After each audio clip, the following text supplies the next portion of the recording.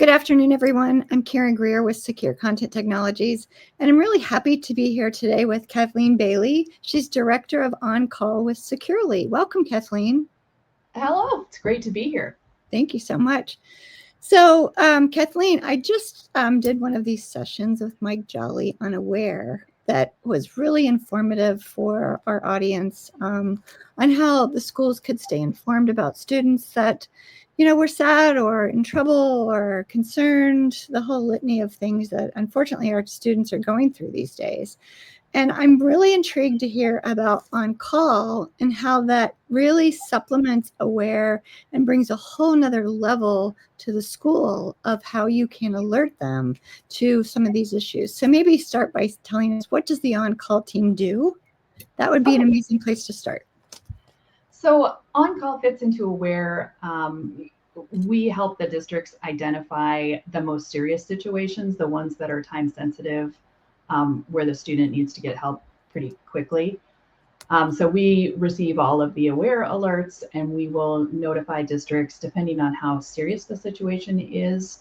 We have kind of a tiered response level. If it's an emergency, we will reach out to their emergency contacts until we reach a live person, and they're aware of the situation. Okay. Can you share an example of what would be deemed as an emergency situation and how you would alert the school to that? So an emergency would be a student who we feel is in danger of harming themselves or someone else in the next 24 to 48 hours.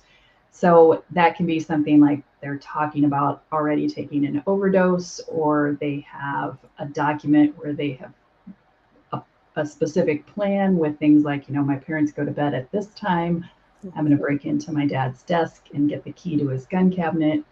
Things that are very specific and plausible, even things like a student who has a history of being really into nitty-gritty details about previous school shooters, their victims, how they did things, and now they're telling a friend, hey, don't come to school tomorrow. So things like that are an emergency, and we will reach out to whoever the district has designated as their emergency contacts until we reach a live person. I see. Okay. So what makes the Securely safety analysts unique? I think this is a really interesting topic, so I'm anxious to hear more. So our analysts are incredible, and they come from all kinds of backgrounds. We have some with a psychology background, even former school psychologists. We have youth advocacy people. We have crisis interventionists. We have people who've worked on suicide hotlines. We have people with deep expertise in social media and gaming.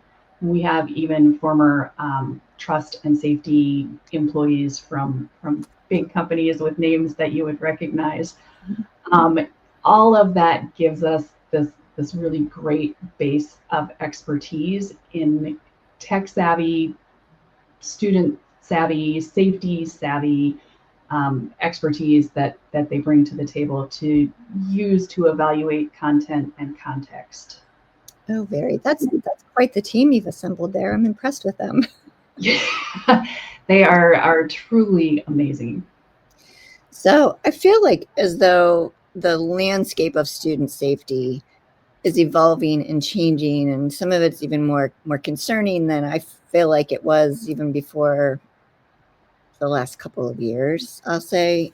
How do you feel like Securely stays up to date with that? And I know that you do, but just explaining that would be amazing. Yeah, so it does evolve so quickly. And, if you just think about how slang changes and now it changes so quickly, and there are TikTok challenges and just all these things that happen and evolve, we've kind of built Securely to be part of our everyday process to address the change and evolution. And we have multiple points of feedback between the analysts who go through huge amounts of content every day, and our AI team and our product team and our wellness team.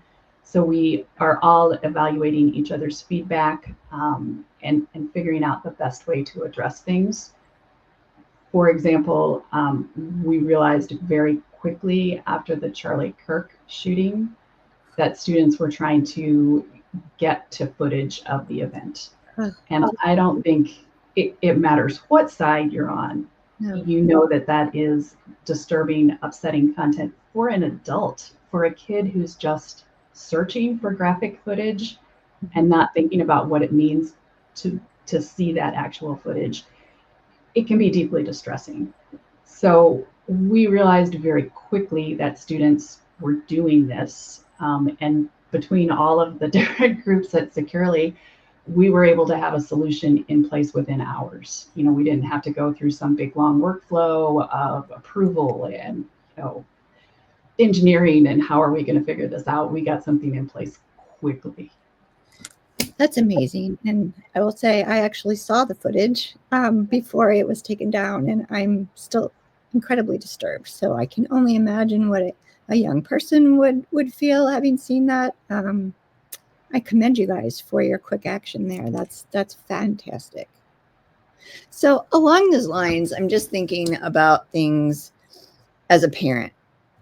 So we've got these tools in place that we're going to be alerting the schools and things like that. But as a parent, are there specific warning signs that they can be aware of that might pinpoint whether their child is suffering from grief or depression or just feeling unheard and lost, which I hear from some of the kids today, that they just feel unheard and they don't feel like they have someone they can trust. So as a parent, if my children were, thank goodness, are grown, but if I still had them, I'd love to have some advice on how do I figure out those things a little better than.